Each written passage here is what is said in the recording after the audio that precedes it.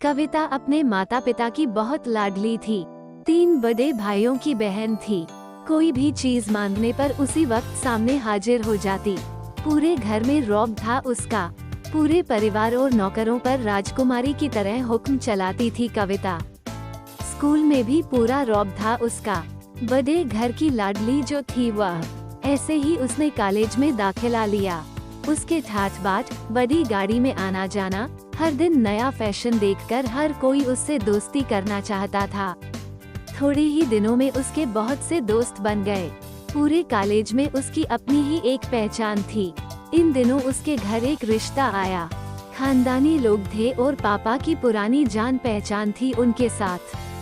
कविता के साथ कोई जबरदस्ती नहीं थी, पर कविता ने फिर भी हाँ कर दी, क्योंकि वो अपने परिवार से बहुत प्यार करती थी। वो जानती थी कि वो लोग उसका अच्छा ही सोचेंगे। लड़के का नाम राज था। राज काफी पढ़ा लिखा और समझदार लड़का था। ससुराल वाले भी बहुत अच्छे थे। ससुराल में कविता की जगह वैसी ही थी जैसी कि मायके में।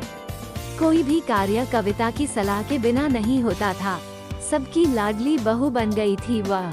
फिर उसके घर एक बेटे का जन्म हुआ। राहुल कविता को जान से प्यारा था। पोता पाकर ससुराल वाले तो फूले नहीं समाते थे।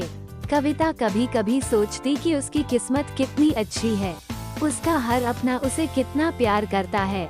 चाहे जीवन में कैसा भी समय आए, मेरे अपने हमेशा मेरे साथ हैं। मैं कभी अकेली नहीं हो सकती।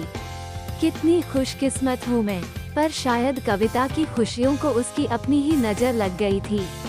एक दिन वो मायके जाने की जिद कर बैठी।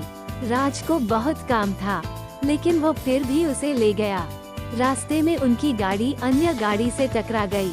कविता, राज और राहुल बहुत बुरी तरह से जख्मी हो गए।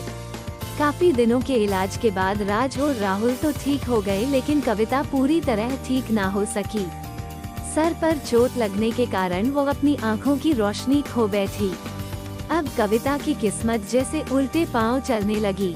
मायके वाले कुछ दिनों तक उसे मिलने आते रहे, फिर कभी कभार फोन ही करके पूछ लेते कि अब कैसी हो। धीरे धीरे ये सिलसिला भी कम हो गया। ससुराल वालों की सहानुभूति भी कम होने लगी। घर में किसी को पास बैठने के लिए कहती तो जवाब मिलता, बहुत काम है, अब तुम भी हाथ नहीं बंटा सकती।